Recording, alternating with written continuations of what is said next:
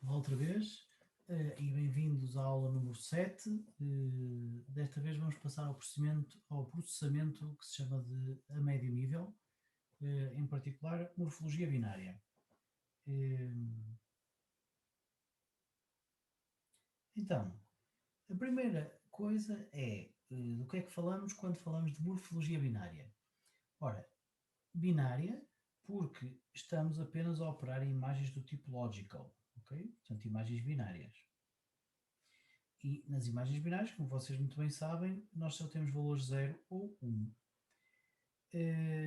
Mais ainda, nós temos a convenção de que os objetos são sempre mais claros do que o fundo e, portanto, os objetos nesta imagem vão ter todos os seus pixels a 1,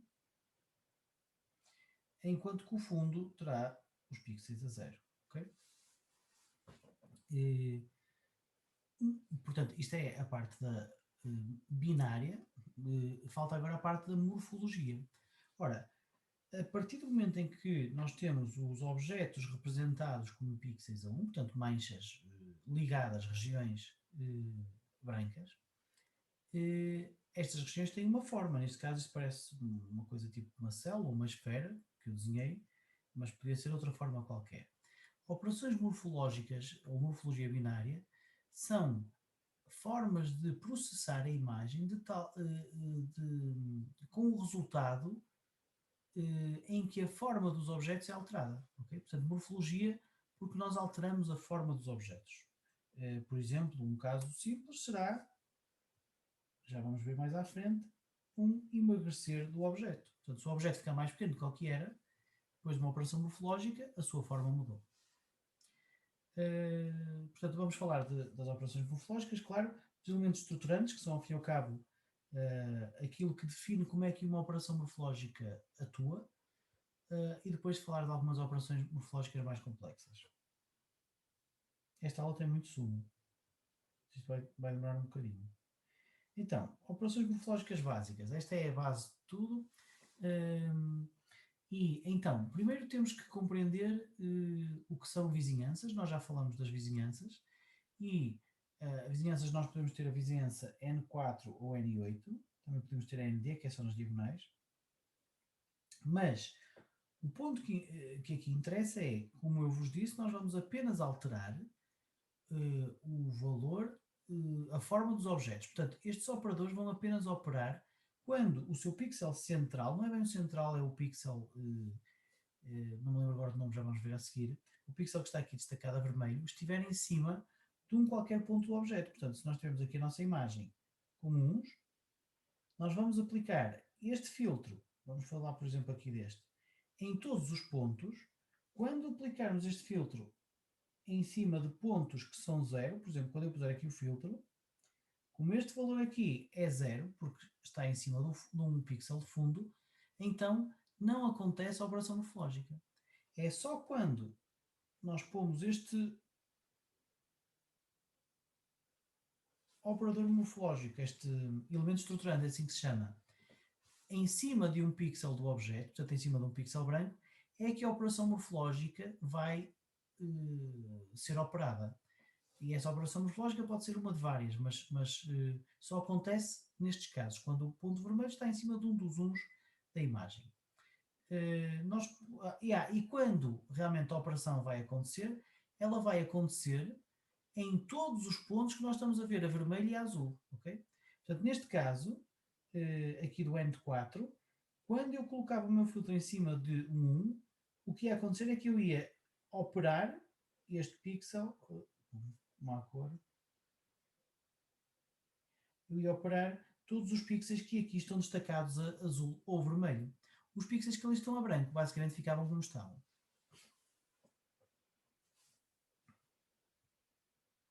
Então, nós temos duas operações morfológicas básicas.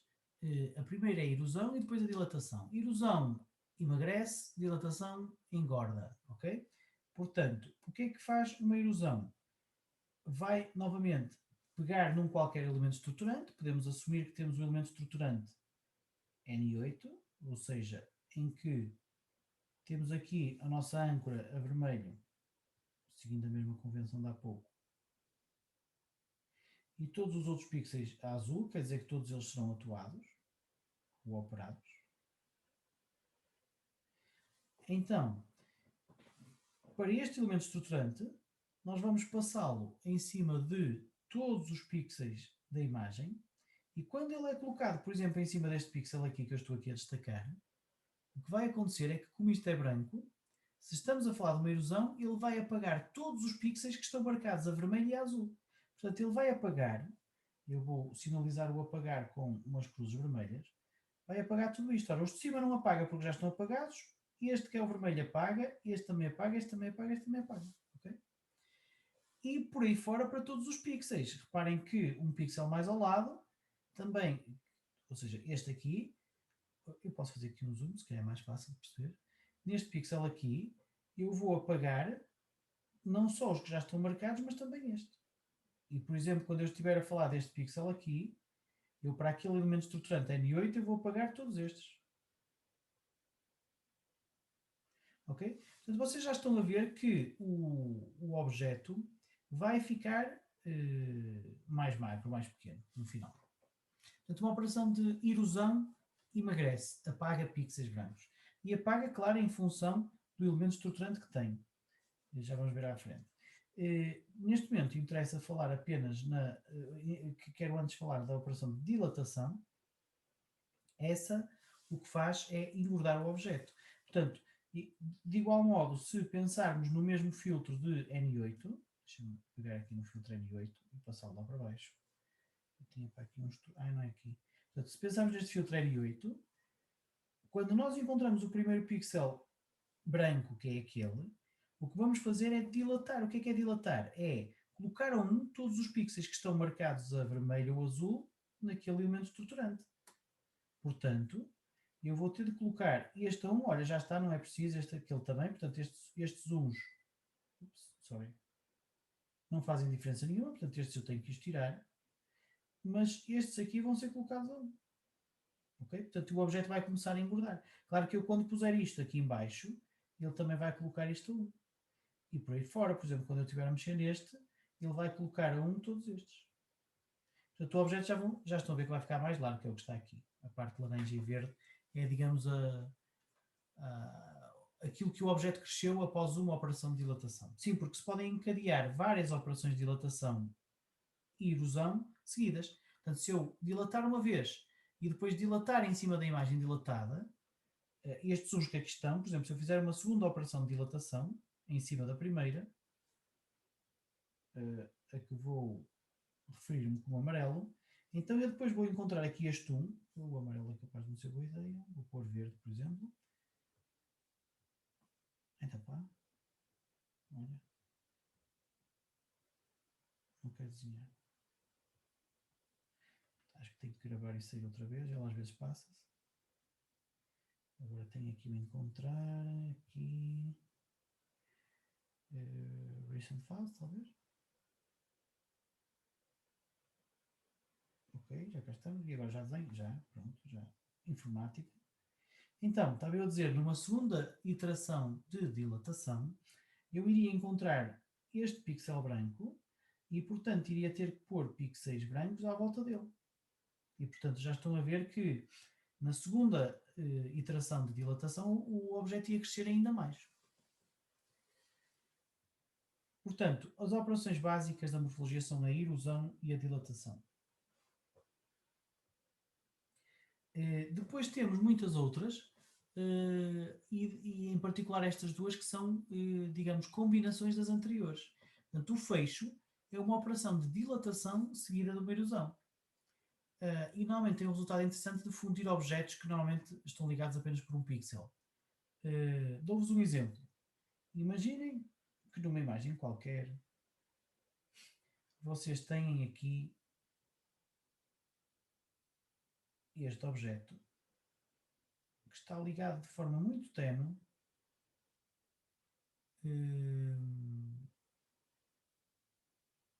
aqui nem é o exemplo que eu mais gosto este aqui, mas tudo bem, de forma muito ténue àquele objeto.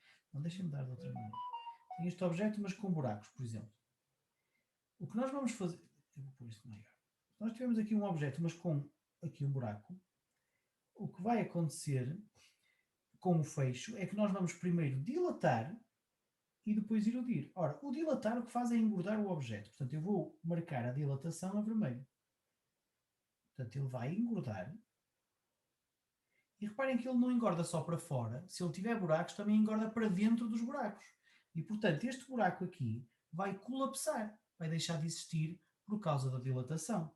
Portanto, a minha dilatação vai tapar este buraco. E aqui é que é o ponto-chave. É como a primeira dilatação elimina os buracos, quando eu tenho a erosão seguinte, esta aqui, que eu vou marcar a azul, o que vai acontecer é que eu vou recuperar a forma externa do objeto, porque eu do vermelho vou voltar a emagrecer, porque agora estou a erudir, e portanto vou recuperar mais ou menos a forma azul, mas em relação ao buraco, como ele deixou de existir, portanto se ele colapsou, a erosão já não volta a alargar, ok? E portanto, por isso é que esta operação de dilatação seguida de erosão se chama fecho, porque fecha buracos. Buracos ou outras coisas, mas buracos é um bom exemplo. Temos um exemplo diferente, que é praticamente o inverso, que é o opening, a abertura. Portanto, neste caso, em vez de, como anteriormente, dilatar e depois erudir, desta vez vamos erudir e depois dilatar. Isto é usado para separar objetos. Imaginem que nós temos aqui um objeto que está ligado por uma coisa filiforme, portanto bastante estreita, a outro objeto. Mas na verdade isto deviam ser objetos diferentes. Se nós fizermos uma erosão primeiro, que eu vou marcar aqui a vermelho, o que vai acontecer é que os objetos vão emagrecer, obviamente, e esta zona aqui, porque é filiforme, quer dizer, porque é muito estreita, vai colapsar, portanto vai desaparecer quando da primeira erosão. O que quer dizer que eu, quando for fazer a minha dilatação, que se segue à erosão, esta, e os objetos vão recuperar mais ou menos a mesma forma, mas aquela ligação, por ter colapsado, por ter deixado de existir, já não é recuperada, porque eu já não consigo dilatar porque aquilo já está tudo preto, ok? Portanto, são os exemplos que eu costumo dar para o fecho e para a abertura.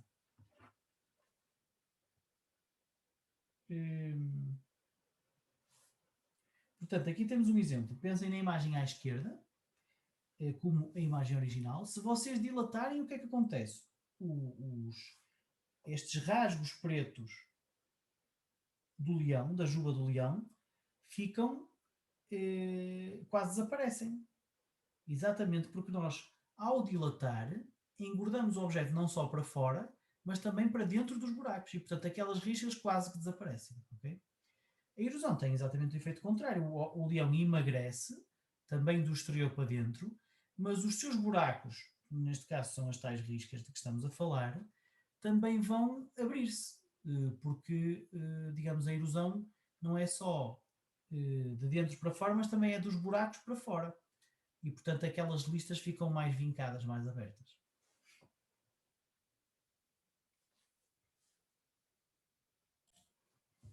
Ok, continuando. Portanto, até agora tivemos sempre a trabalhar com elementos de estruturante N8. Mas eles não precisam de ser com esse formato, eles nem sequer precisam de ser 3x3, podem ser muito diferentes disso. Temos aqui alguns exemplos. Portanto, um elemento estruturante pode ter qualquer geometria. Temos, por exemplo, aqui exemplos de elementos estruturantes que têm apenas uma linha e várias colunas. E mais ainda, o seu ponto âncora, ou o seu centro, é assim que se chama aqui, o seu centro não precisa estar no centro geométrico da matriz ou do vetor. Em MATLAB, na verdade, precisa, ou então temos que fazer o truque aqui do padding, mas, digamos, do ponto de vista teórico, vocês podem ter aquele ponto, que é o ponto do centro do elemento estruturante, não precisa estar no centro geométrico, pode estar, por exemplo, numa das pontas, e as coisas funcionam de igual modo. Mas reparem, aquele ponto vermelho, o tal centro, é aquele onde nós vamos procurar para ver se está um pixel branco, e só se estiver é que a operação morfológica é levada a cabo. aqui um outro exemplo em que o elemento estruturante não tem de ser contíguo. Portanto, nós podemos operar num pixel que não está ligado aos outros pixels que estão a ser operados. Portanto, vocês têm toda a liberdade para escolher, digamos, as partes ativas ou azuis que quiserem. E por vezes pode haver casos em que o centro do elemento estruturante fica fora da zona delimitada. Portanto, vocês podem fazer qualquer coisa deste género. Em MATLAB podem fazê-lo, mas só se fizerem, digamos, a parte simétrica para a esquerda. Em MATLAB teriam que criar esta parte aqui para a esquerda. Okay? Não é muito usado normalmente. Então vamos ver aqui um exemplo em que nós vamos tentar perceber a diferença entre fazer a mesma operação morfológica, neste caso a erosão, o tal emagrecimento, mas com dois elementos estruturantes diferentes. À esquerda nós estamos a usar um elemento estruturante do tipo linha, ok? Portanto, isto é um vetor, notem que não tem os pontos e vírgulas, enquanto que aqui nós estamos a usar uma matriz de 3x3, certo? Por causa dos pontos e vírgulas. Então o que é que acontece? O elemento estruturante à esquerda é mais comprido em termos de horizontais. E por causa disso, quando é aplicado a todos os pixels brancos, por exemplo, no caso da direita, eu quando aplico aqui um pixel branco, eu vou aplicar com esta dimensão. E depois com esta, porque estou sempre a trabalhar com 3x3. No entanto, aqui deste lado, eu quando aplico um pixel branco, eu vou aplicar uma coisa bastante mais larga. E isto faz com que as listas sejam mais alargadas no caso da esquerda. Exatamente porque mais alargadas em termos horizontais, porque o elemento estruturante da esquerda é mais largo em termos horizontais. Okay? Por isso é que as listas aparecem mais vincadas, as listas pretas mais vincadas do lado da esquerda do que no lado da direita. Ok, deixo isto para vocês pensarem como é que se poderia obter a imagem da direita a partir da imagem da esquerda, fazendo uma dilatação. O truque está, obviamente, no elemento estruturante. E vamos então agora pensar em operações morfológicas mais complexas. Começamos pela operação morfológica hit and miss. Portanto, a operação morfológica hit and miss, basicamente o que faz é a detecção de um determinado padrão. Okay? Portanto, o que nós temos que dizer é aquilo de que andamos à procura. E a operação hit and miss chama-se hit and miss porque nós temos que definir uma matriz para o hit e uma matriz para o miss. Ou seja, se nós andamos à procura, por exemplo, de uma cruz, que é o exemplo que se costuma dar, eu sei que uma cruz é um sítio onde eu tenho aqui um e um 1. E depois, numa cruz, eu posso ou não ter aqui zeros. Portanto, a minha questão é, isto é uma cruz de certeza, toda a gente concorda. Deixa-me fazer zoom. Mas a minha pergunta é, isto aqui é uma cruz? 1. E se eu também tiver aqui um 1 em baixo? Também é uma cruz? Portanto, este 1 aqui de baixo tem que ser 0 ou não? Essa é que é a pergunta, não é? Aquela posição ali tem que ser 0 ou não para que aquilo seja uma cruz. Ora, no hit and miss nós temos então que definir um hit, e esse hit não é mais do que definir os sítios onde o nosso objeto tem que ter pixels brancos, obrigatoriamente. Ora, na cruz nós sabemos que ele obrigatoriamente tem que ter pixels brancos nesta zona. E depois, se quisermos ser estritos, usamos um miss daquele género. O que é o miss? O miss é o sítio onde nós temos que ter obrigatoriamente zeros. Okay? O it obrigatoriamente uns, o miss obrigatoriamente zeros. Portanto, se nós quisermos ser estritos, ou seja, se nós só quisermos cruzes deste género, então temos que garantir que temos zeros nas diagonais. E por isso temos que pôr aqui esta informação no miss. Se porventura nós disséssemos, opa, ali, naqueles zeros que eu desenhei ali, podem estar zeros ou uns, tanto não faz. Então eu estou a ser aquilo que se chama aqui permissivo. E neste caso, os sítios onde eu tenho que ter zeros é em lado nenhum. Portanto, uma coisa é ter um padrão pela positiva e pela negativa. Nós podemos dizer que uma cruz é os uns em cruz e zeros à volta. Ou podemos dizer que é só os uns em cruz e à volta é o que se quiser. e digamos, este formalismo do hit and miss contempla isto com, digamos, a formulação estrita ou permissiva. Aqui alguns exemplos. Então, aqui em cima o estrito e aqui em baixo o permissivo. Ok? Portanto, reparem, o que é que faz o estrito? O estrito detecta esta cruz, estão a ver ali um pontinho vermelho, detecta também aquela cruz, mas esta cruz aqui, que eu vou pintar de outra cor, não detecta. Okay? Qual é a diferença desta cruz para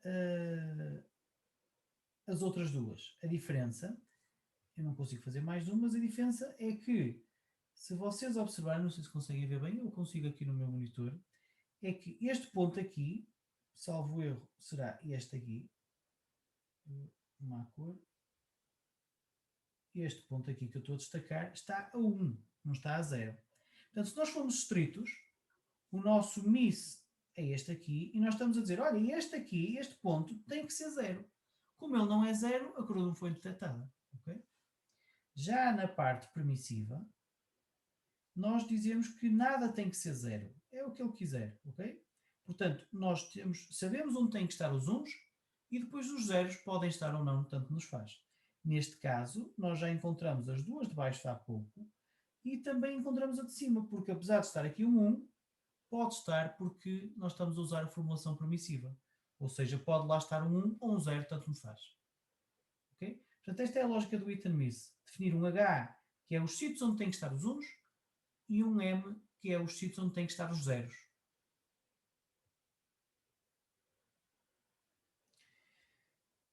Mudando para uma outra operação morfológica complexa, vamos falar da esqueletização.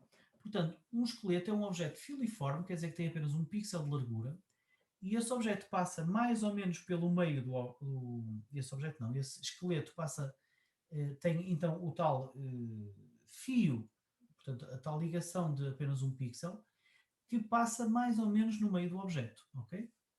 Mais ou menos, isto não é muito certo, por isso é que o meio está ali entre aspas. E a ideia, ou a ideia não, a característica interessante é que o esqueleto preserva a topologia do objeto original.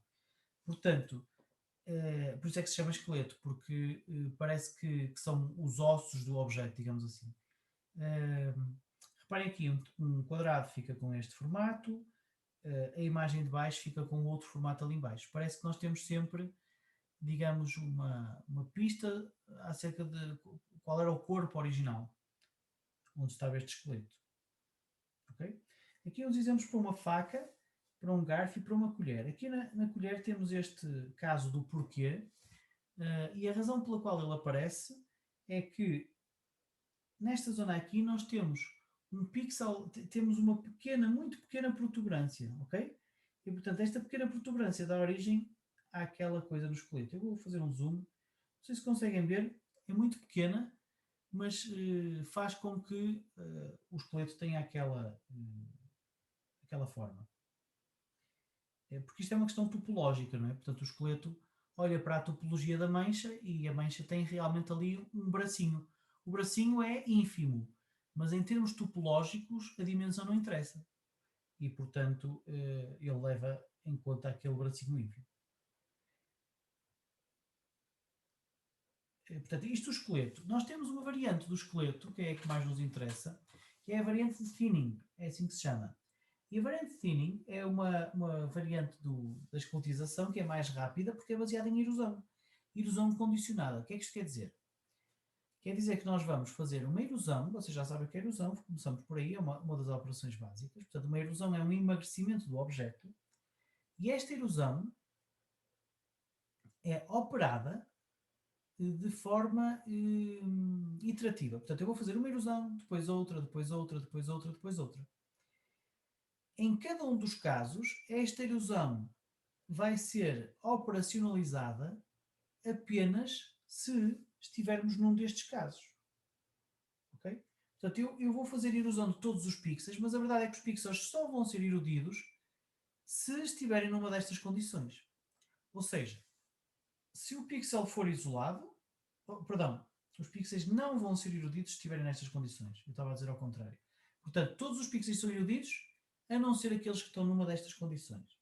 Então, os pixels não são eruditos se forem isolados, se remover afetar a conectividade e se remover afetar o comprimento de linha. Okay? São as condições C1, C2 e C3. Portanto, nós podemos escolher usar apenas algumas destas condições, ou seja, não usar a C1, C2, C3, usar só a C1, só a C2 ou outro tipo de combinações, e temos resultados interessantes quando começamos a fazer este tipo de combinações. Por exemplo, vamos voltar atrás. Se eu usar apenas a combinação C1 e ignorar a condição C1 e ignorar as condições C2 e C3, o que acontece? Quer dizer que eu não vou apagar pixels isolados, mas vou apagar todos os outros pixels. Ok? Portanto, no final de eu erudir isto n vezes, a única coisa que vai restar são pixels isolados. E por isso é que, quando só temos a condição C1, nós temos um esqueleto que só tem um pixel, que por ser só um está isolado. Quando temos a condição C2 apenas e as outras desativadas, digamos assim, o esqueleto fica reduzido a linhas fechadas. Ora, reparem, se eu só não posso remover pixels se eles afetarem a conectividade, a única coisa que sobra são coisas fechadas sobre si próprias. Okay? Portanto, num donut, por exemplo, um donut filiforme, eu não consigo apagar nenhum dos pixels sem ir contra esta condição. E, portanto, um donut filiforme fica. Okay? Depois, condição C1 mais C2, ficamos então com pontinhos isolados e donuts filiformes. E se tivermos o C1 mais o C2 mais o C3, temos o esqueleto normal. Ok, temos o thinning completo. Nós vamos fazer exercícios nas aulas práticas com esta condição do C1 mais C2, que em MATLAB se chama o shrink. Shrink de encolher. Ora, não sei para que é que escrevi, está aqui mesmo. Então, em MATLAB, quando queremos usar então as tais condições C1 e C2, fazemos daquela forma, com a variante shrink. Então, reparem, o que é que está aqui a acontecer? Os parafusos são objetos sólidos e, como tal, vão ser emagrecidos até progressivamente, porque o thinning é então uma erosão repetida imensas vezes. Então, eles vão ser emagrecidos até que são colapsados para um único ponto. Okay? Portanto, estes objetos sólidos, os parafusos, são transformados apenas num ponto. Eles estão aqui. Já as porcas que estão ali são objetos especiais. Porquê? Porque são objetos que têm buracos no meio. Ora, como estes objetos têm buracos no meio, o que vai acontecer é que isto não será reduzido a um ponto apenas, mas assim a um anel filiforme.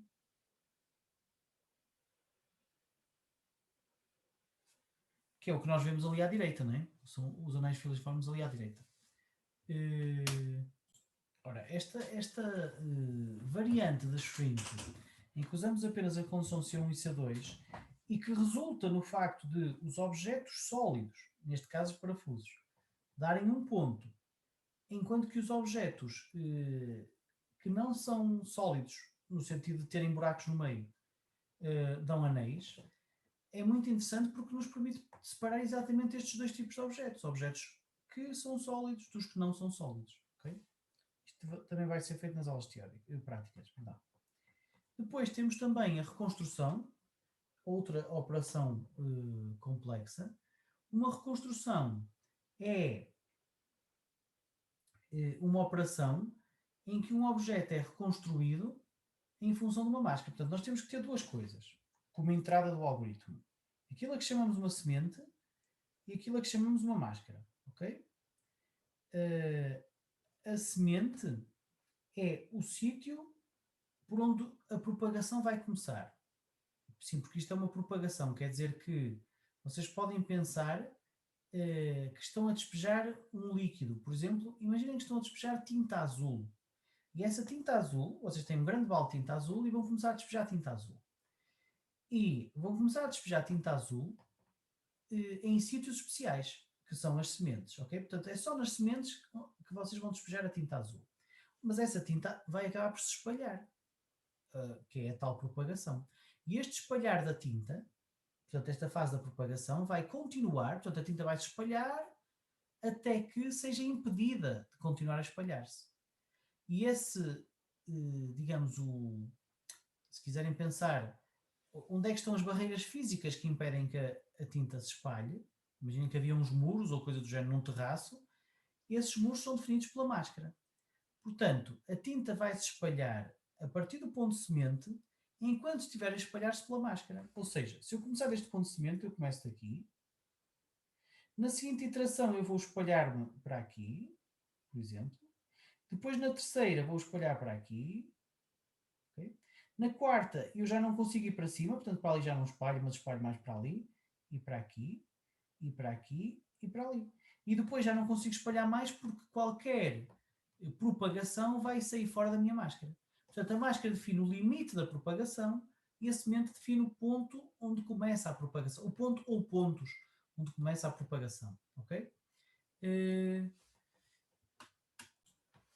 Ora, um exemplo muito engraçado desta propagação, daquilo que se chama aqui reconstrução, é a detecção de estrada em condução autónoma. Portanto, já há muitos anos atrás, há mais de uma década, eu trabalhei em condução autónoma, ou comecei a trabalhar há mais de uma década em condução autónoma, e na altura nós usamos um algoritmo parecido com este para encontrar a estrada.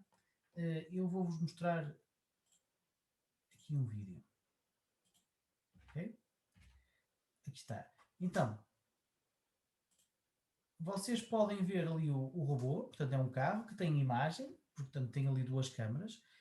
Aqui embaixo está a imagem da estrada que ele está a obter e nós usávamos uma propagação ou uma reconstrução, é assim que se chama ali no MATLAB,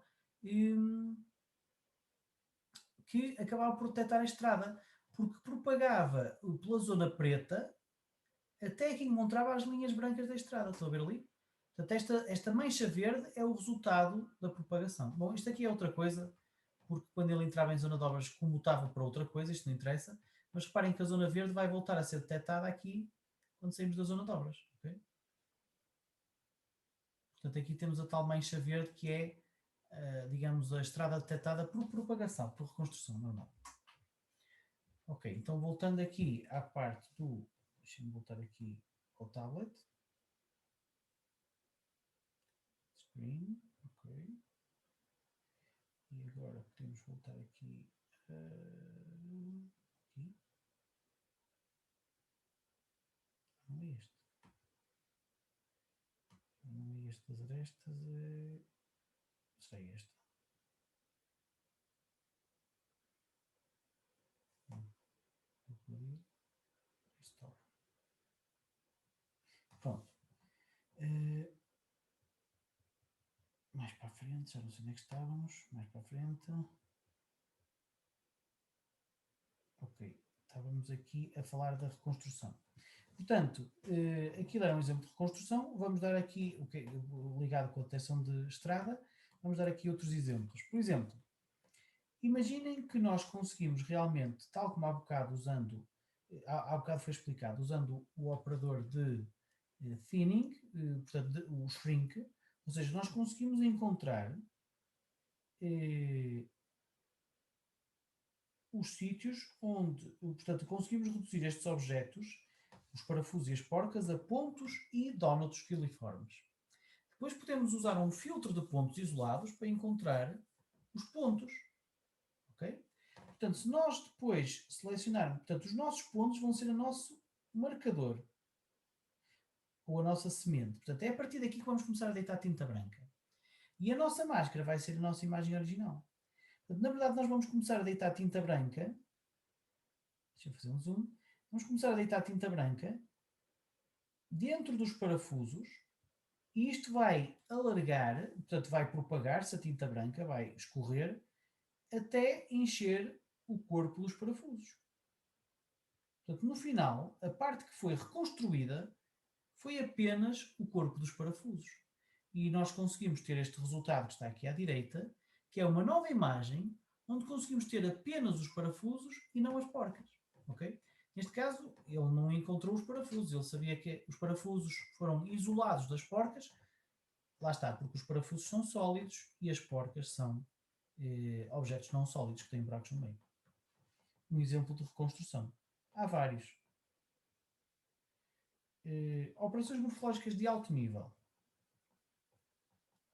Portanto, aqui, digamos que são receitas, conjuntos de operações que vos permitem fazer algumas coisas. Estes itens aqui dizem-nos quais são essas coisas. Por exemplo, se nós quiséssemos isolar objetos com buracos, como é que poderíamos fazer? Então, para isolar objetos com buracos, nós poderíamos binarizar a imagem de forma a ter objetos brancos, ok? O habitual, temos que ter os objetos a branco. Depois obtemos o esqueleto sem preservar os pixels terminais, ou seja, fazemos um shrink e ficaríamos com pontos e anéis. Os tais anéis são os tais donuts filiformes. Nós, como conseguimos detectar os pontos isolados, podemos removê-los depois de os detectar e ficamos só com os anéis. Depois propagamos, fazemos uma propagação, uma reconstrução, com os anéis como sementes e a imagem binarizada como máscara. E a partir daí obtemos apenas os objetos que não eram sólidos, ou seja, as porcas. Há aqui vários exemplos, várias receitas, por exemplo, aqui preencher buracos nos objetos. Neste caso, a ideia é binarizar a imagem de forma a ter os objetos brancos, é sempre assim, porque é assim que trabalhamos. Ainda não é sempre assim, às vezes faz-se o inverso. Depois, complementamos a imagem para ter o fundo branco, lá está, aqui estamos a fazer o inverso. Portanto, nós aqui vamos querer que o fundo seja branco e os objetos pretos. E depois definimos o caixilho da imagem como uma semente. Ou seja, é fácil de perceber se for assim. Portanto, se isto for a minha semente, a parte vermelha, o que vai acontecer é que eu vou começar a propagar. Portanto, isto é a minha semente, a parte vermelha e a imagem que está por dentro, a minha máscara. Então, a operação de reconstrução vai propagar-se para todo o lado até encontrar os objetos, porque os objetos, neste caso, são pretos. Okay? E, portanto, se eu pintar tudo isto, eu agora vou tentar pintar mais depressa, o que vai acontecer é que eu vou ter apenas a zona propagada, a zona que aqui está a vermelho. Se eu depois inverter a zona vermelha e ficar com o que está a vermelho a preto e o que está, naquele caso, a preto e o que não está a vermelho a branco, vou obter esta imagem final, ok? Portanto, eu consigo, como eu estou a ir de fora da imagem para dentro dos objetos, como os objetos são pretos, eu não consigo saltar para dentro dos buracos internos dos objetos. E por isso as minhas porcas ficam enchidas, ok?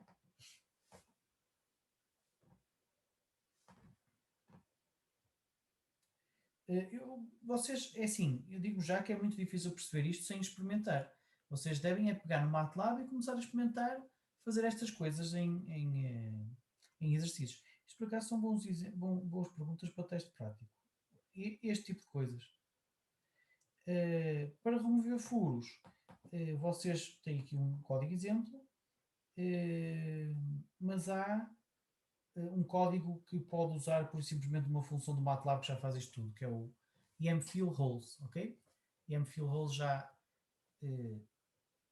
apaga os buracos ou preenche os buracos dos objetos. Temos aqui outro exemplo, eu não vou parar aqui.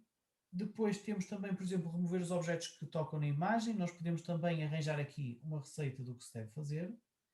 Eu sugiro que vocês vejam e experimentem, mas neste caso eu não vou estar a falar disto.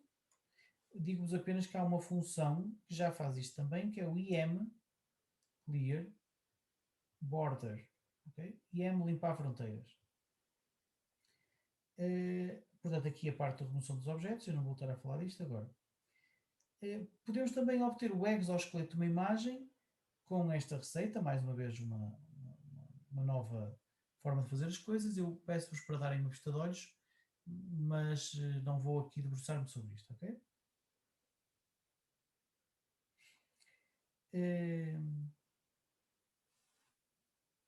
aqui outro ponto importante para terminar, que é falar da conectividade de regiões. Portanto, muitas vezes acontece que nós não temos apenas um objeto numa imagem, temos mais do que um. E porquê é que é mais do que um? Porque a nossa definição para objeto é um conjunto de pixels com valor 1 ligados entre si. Agora, se é ligados a N4 ou N8, depende do que estamos a assumir, mas vamos assumir que é ligados a N8, não interessa. E, portanto, se vocês olharem aqui para a imagem da esquerda, vocês podem ver que temos aqui este objeto e temos aqui um outro objeto. Okay? Ups, ali. E depois ainda temos mais dois lá em baixo. A questão é, nesta imagem, que é tipicamente a imagem que nós temos binarizada, os objetos estão todos misturados. Ora, se nós queremos calcular propriedades desses objetos, temos que os conseguir segmentar, quer dizer, isolar, ou se quiserem dito de outra forma, queremos ter uma imagem em que está apenas um dos objetos e não os outros. Ora, como é que isto se faz? Isto faz-se com uma função do MATLAB chamada BW-Label. Não vamos estar, digamos, a mergulhar para dentro do BW-Label para ver como é que ele faz isto. Podemos, mas é com o Reconstruct. Se alguém quiser fazer isto à mão, com o Reconstruct também pode fazer. Portanto, na verdade é um Reconstruct sucessivo. Mas, ignorando agora os detalhes de como funciona o BW-Label, eu quero é que vocês pensem nos resultados. O BW-Label é uma função que vos devolve uma matriz L e uma variável escalar N. N é o número de objetos que ele encontrou. L é uma matriz igual a esta. Okay? Portanto, esta aqui é L. Então, qual é a grande vantagem da matriz L? A matriz L tem 0 em todos os sítios que na imagem original tínhamos um 0. Sim, porque se calhar não expliquei aqui, é importante dizer que o BW-Label faz-se BW-Label de A. Portanto, mete-se ali aquela imagem e ele devolve o L e o N. Então, em todos os sítios em que A é 0, o BW-Label é 0 também. Portanto, o que é fundo na imagem de entrada é fundo no BW-Label.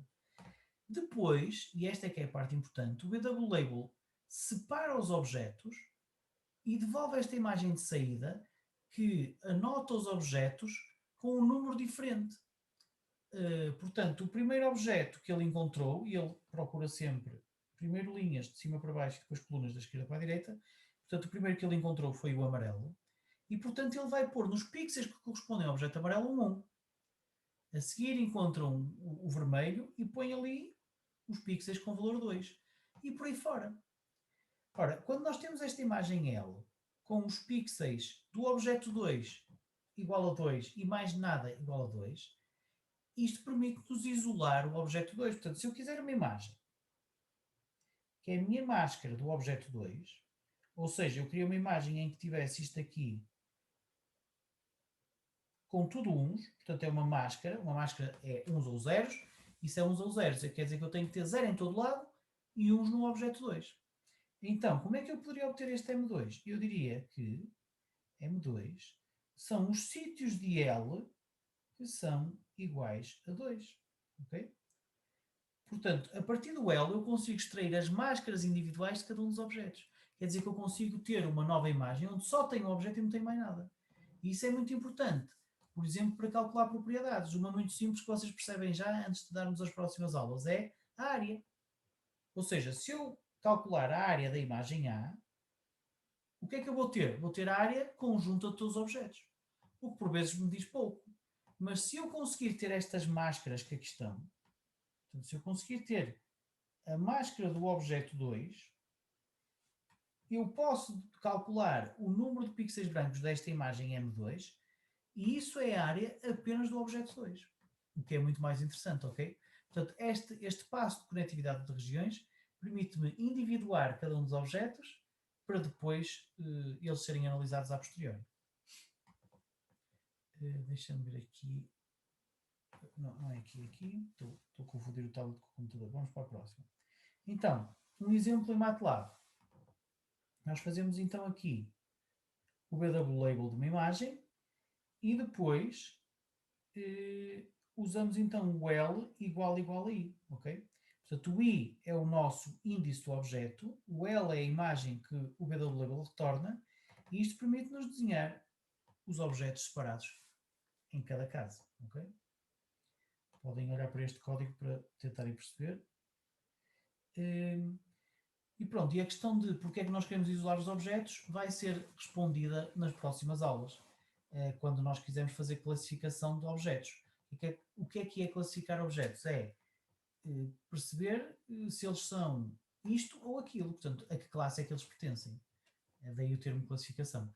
E para fazer este tipo de classificação, portanto, esta identificação de o que é um objeto, nós tipicamente olhamos para propriedades como a área do objeto, o perímetro do objeto e muitas outras, que só podem ser calculadas depois do objeto estar separado de todos os outros.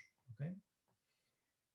Portanto, mas isto será, digamos, cenas do próximo capítulo, porque este resumo já vai muito longo. E não vale a pena falar nisto. Ok, malta, até para a semana.